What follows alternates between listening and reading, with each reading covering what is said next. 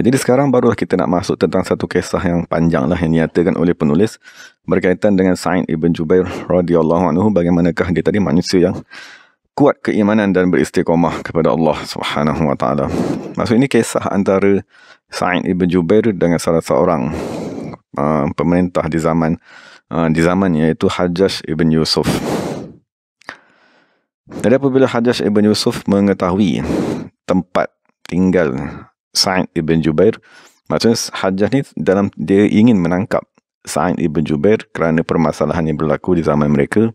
Jadi Hajjaj menghantar salah seorang ketua askar yang bernama Al-Mutalammis Ibnul Ahwas bersama-sama dengan 20 orang daripada ahli Syam, daripada pengikut-pengikutnya secara khusus. Dan semasa mereka tadi keluar mencari Sa'id ibn Jubair, mereka melintas di sebuah gereja. Kemudian mereka berjumpa dengan padri tersebut dan mereka bertanya, adakah kamu mengenali orang yang bernama Sa'id ibn Jubair? Jadi mereka pun menceritakan tentang sifat Sa'id ibn Jubair dan seumpamanya.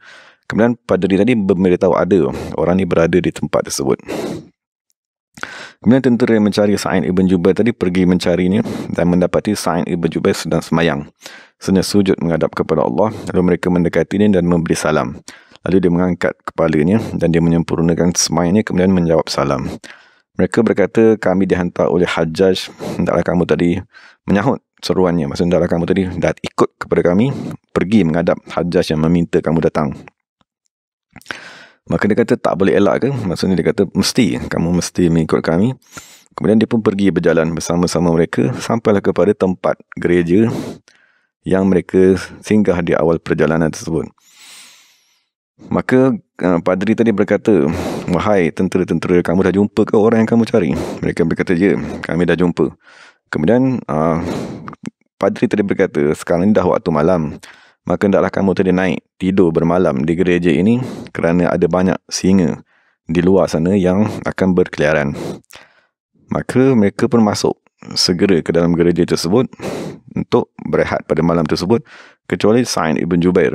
Dia enggan masuk ke dalam gereja kerana dia kata, aku tidak akan masuk kepada rumah yang berlaku syirik di dalamnya. Jadi mereka berkata, kamu tadi cuba mencari helah ke untuk lari daripada kami?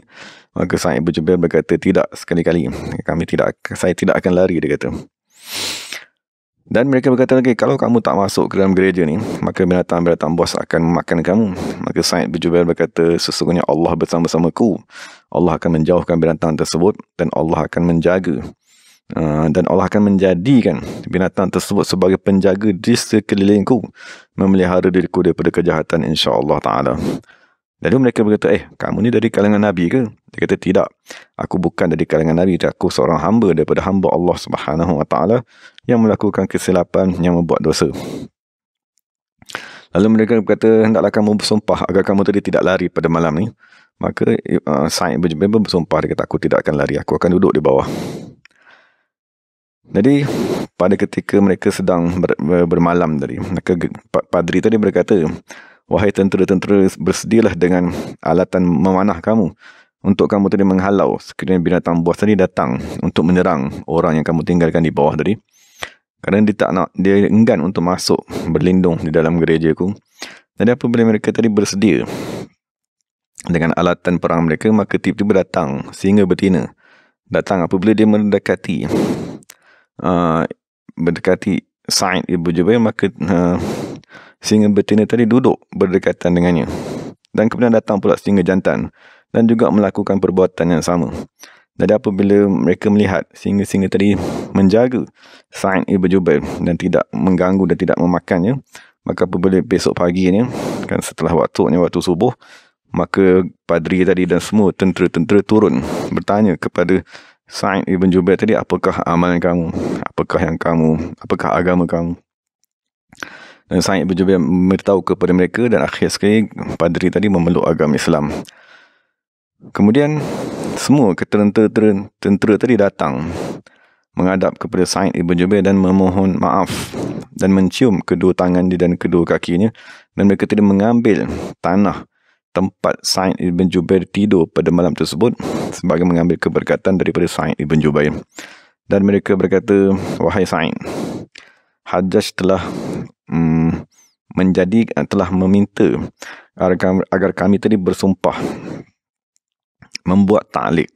Sekiranya kami menemui kamu dan kami tidak membawa kamu datang menghadapnya, maka kami telah bersumpah agar isteri-isteri kami kesemuanya tertalak dan semua hamba-hamba abdi kami kesemuanya akan dimerdekakan. Jadi, apakah pendapat kamu? Akhir sekali Sa'id bin Jubair berkata, tak apa, aku akan ikut kamu sehinggalah kita sampai kepada Hajjaj tadi, dan Allah Subhanahu Wa Taala lah yang akan melindungiku, dan Allah Subhanahu Wa Taala tidak akan dapat ditolak apa saja kehendak Allah Subhanahu Wa Taala. Jadi tentera tadi berjalanlah bersama dengan Sa'id bin Jubair sehingga sampai kepada Wasit, tempat penempatan Hajjaj tadi. Apabila mereka sampai, maka Sa'id bin Jubair berkata, wahai sahabat-sahabatku, sebenarnya kita telah bersama-sama dan aku telah meyakini bahawa ajalku telah sampai. Sesungguhnya masaku telah tamat. Maka pada malam ni, sebelum aku menghadap kepada Hajjaj tadi, maka aku minta izin agar aku dapat bersendirian pada malam ni untuk beribadat kepada Allah Subhanahu Wa Taala, untuk aku bersedia kepada soalan mungkar dan nakir, untuk aku mengingati azab kubur apabila manusia menimbuskan tanah ke atasku, dan apabila besok pagi insyaAllah kita bertemu di mana-mana tempat yang kamu kendaki. Kemudian mereka memandangkan kepada Sa'id bin Jubair, kami masih melihat matanya telah mengalirkan air mata dan warna kulitnya telah berubah. Maka Sa'id bin Jubair dah tak makan lagi dah, dan tidak minum dan tidak bergelak ketawa semenjak mereka tadi bersahabat dan bertemu dengannya.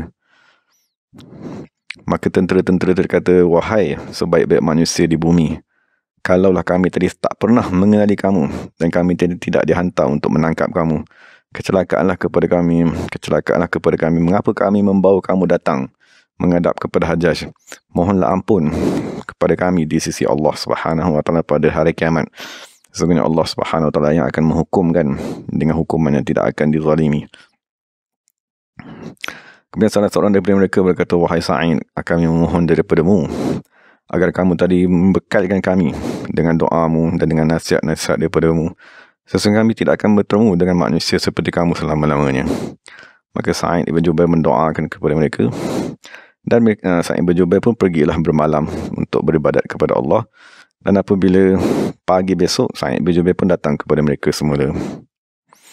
Lalu mereka pun membawa, apabila Sa'id bin Jubair datang saja bertemu dengan tentera tersebut pada paginya, maka mereka semua menangis kerana amat sedih, kerana mereka mengetahui mereka akan menghantar Sa'id bin Jubair kepada Hajjaj, salah seorang pemerintah yang zalim di zaman tersebut. Dan apabila telah sampai, dan apabila Sa'id bin Jubair telah berdiri di hadapan Hajjaj, maka Hajjaj bertanya, siapakah nama kamu?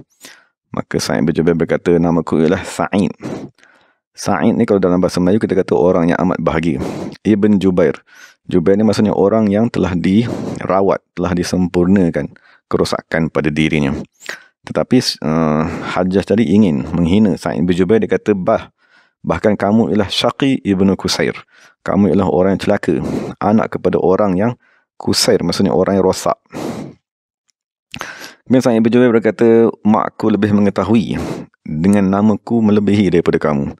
Maka Hajjaj berkata, celakalah kamu dan kecelakalah juga ibu kamu. Kemudian celaka tu maksudnya dimaksudkan ialah ahli neraka kan. Jadi Sa'id bin Jubair berkata, ilmu yang gaib tadi berada di sisi Allah, bukan berada di sisi kamu. Kemudian Hajjaj berkata, aku akan menjadikan dunia kamu tempat di mana dinyalakan api-api yang menyala-nyala. Jadi Sa'id berkata, sekiranya aku mengetahui kamu berkuasa untuk melakukan perkara tersebut, nescaya aku akan mengambil kamu sebagai Tuhan. Maka dia bertanya lagi, apakah perkataanmu kepada Nabi Muhammad? Maka dia kata, Nabi Muhammad adalah Nabi yang diutuskan untuk kerahmatan. Apakah perkataan kamu, pendapat kamu tentang Sayyidina Ali? Maka Sa'id bin Jubair berkata, maka dia kata, adakah Sayyidina Ali tadi berada dalam syurga ataupun berada di dalam neraka? Maka Sa'id bin Jubair menjawab, kalaulah dah aku masuk ke dalam syurga dan neraka, dan aku mengetahui segala ahli syurga dan ahli neraka, nescaya aku akan mengetahui siapa yang berada di dalamnya. Kemudian Hajjaj bertanya lagi, apakah pendapat kamu pada khalifah-khalifah? Maka Sa'id menjawab, aku tidak diutuskan untuk menjaga mereka. Maka dia tanya, siapakah yang paling menarik minat kamu? Maka dia kata yang paling diredai oleh Allah Subhanahu Wa Taala. Maksudnya soalan-soalan ni, maksud Hajjaj ni dia tidak menyukai Sayyidina Ali kerana peperangan antara dua kumpulan di zaman tersebut. Jadi dia ingin menguji dengan soalan dan jawapan tersebut. Maka dia tanya lagi, siapakah khalifah tersebut yang paling diredai di sisi Allah? Maka Sa'id bin Jubair berkata, ilmu tersebut di sisi Allah yang mengetahui rahsia mereka. Dan Hajjaj bertanya, mengapa kamu tidak bergelak ketawa? Jadi Sa'id menjawab, adakah manusia tadi patut bergelak ketawa? Padahal dia tadi diciptakan daripada tanah, dan tanah akan dimakan oleh api neraka. Kemudian dia tanya, kenapa pula kami boleh bergelak ketawa? Kemudian akhir sekali Sa'id bin Jubair berkata, lam tastawil qulub, kerana hati tadi tidak betul menghadap kepada Allah Subhanahu Wa Taala. Kemudian Hajjaj mengarahkan meletakkan mutiara-mutiara, permata-permata delima di hadapan Sa'id. Maksudnya ingin mengajaknya ataupun memujuknya agar kembali mentaati dan meninggalkan penentangannya terhadap Hajjaj. Maka Sa'id berkata, sekiranya kamu tadi menghimpunkan segala harta ini untuk kamu menebusnya daripada ketakutan hari kiamat, maka perkara tersebut amat baik. Tapi sekiranya kamu tidak menghimpunkan harta ni untuk hari kiamat, maka ketahuilah bahawa sesungguhnya satu kejutan daripada hari kiamat tadi akan menyebabkan ibu yang menyusu lupa terhadap anak yang sedang disusukannya. Dan tiada kebaikan pada sesuatu perkara yang dihimpun daripada dunia melainkan perkara yang digunakan di jalan Allah. Kemudian Hajjaj membawa pula alat-alat muzik. Maka Sa'id menangis. Maka Hajjaj bertanya juga kepadanya, wahai Sa'id, bagaimanakah cara yang kamu kehendaki agar aku membunuh kamu? Maka Sa'id berkata, wahai Hajjaj, kau pilihlah bagi dirimu sendiri sebenarnya. Sesungguhnya, sekiranya kamu membunuh daku sekali, ketahuilah bahawa sesungguhnya Allah Subhanahu Wa Taala akan membunuh kamu seumpamanya di akhirat. Kemudian ditanya lagi, Hajjaj bertanya, adakah kamu ingin aku memaafkan kamu? Maka Sa'id berkata, kemaafan daripada Allah Subhanahu Wa Taala, adapun daripada kamu, aku tidak ingin meminta apa-apa kemaafan. Kemudian Hajjaj berkata, bawalah Sa'id tersebut dan bunuhlah dia. Dan apabila Sa'id tadi keluar daripada pintu, dia tergelak. Maka Hajjaj bertanya, mengapa kamu tadi tergelak? Maka Sa'id menjawab, aku tergelak kerana aku amat heran keberanian kamu menentang Allah Subhanahu Wa Taala dan menzalimi kekasih-kekasih Allah. Dan dalam masa sama Allah masih lagi berbuat baik kepada kamu. Maka diletakkan satu kulit untuk dipancung kepalanya. Lalu apabila dia tadi meletakkan kepalanya, maka Sa'id berkata, wajah tu wajhiya lillazi, membaca Al-Quran. Maksudnya kata, aku menghadap kepada Allah yang mencipta langit dan bumi. Aku bukan dari kalangan orang yang musyrik. Kemudian Hajjaj berkata, palingkan mukanya daripada arah kiblat. Maka Sa'id membaca Al-Quran, di mana saja kamu dipalingkan di sana adalah zat Allah Subhanahu Wa Taala. Kemudian Hajjaj berkata, hadapkan mukanya ke lantai. Maka Sa'id membaca ayat Quran lagi, minha khalaqnakum, daripada tanahlah kamu diciptakan, dan daripada tanah kamu akan dikembalikan, wa minha nukhrijukum, dan daripada tanah kamu akan dikeluarkan satu masa yang lain. Maka akhirnya Hajjaj dengan perasaan marah berkata, pancunglah kepalanya. Maka Sa'id berkata, asyhadu an la ilaha illallah wahdahu la syarikalah wa anna Muhammadan abduhu wa rasuluhu. Jadi setelah dia tadi mengucap dua kalimat syahadat, dia membaca satu doa, Allahumma la tusallithu ala ahadin yaqtuluhu ba'di. Wahai Allah Subhanahu Wa Taala, janganlah kamu memberikan kemampuan dan kekuasaan kepada Hajjaj untuk membunuh sesiapa lagi setelah kematianku. Maka setelah dia tadi dipancung kepalanya, maka kepalanya tadi setelah dipancung kekal berkata la ilaha illallah, la ilaha illallah. Jadi itulah syahidnya salah seorang daripada ulama dari kalangan tabi'in di atas salah seorang pemerintah yang zalim yang bernama Hajjaj. Jadi disebabkan dengan doa daripada Sa'id bin Jubair tadi, maka Hajjaj yang zalim tadi setelah membunuhnya hanya hidup sebanyak 15 hari sahaja. Dan akhir sekali dia juga mati dalam keadaan badannya dimakan oleh ulat sedikit demi sedikit dan tak dapat lagi nak diubat dan dirawat. Itulah hukuman kepada manusia yang memusuhi kekasih-kekasih Allah Subhanahu Wa Taala. Dan umur Sa'id ibn Jubair tak kala dia tadi meninggal dunia, dalam satu riwayat ialah 49 tahun dan satu riwayat lagi mengatakan lebih kurang 57 tahun. Rahimahullahu ta'ala wa radiyallahu ta'ala anhu.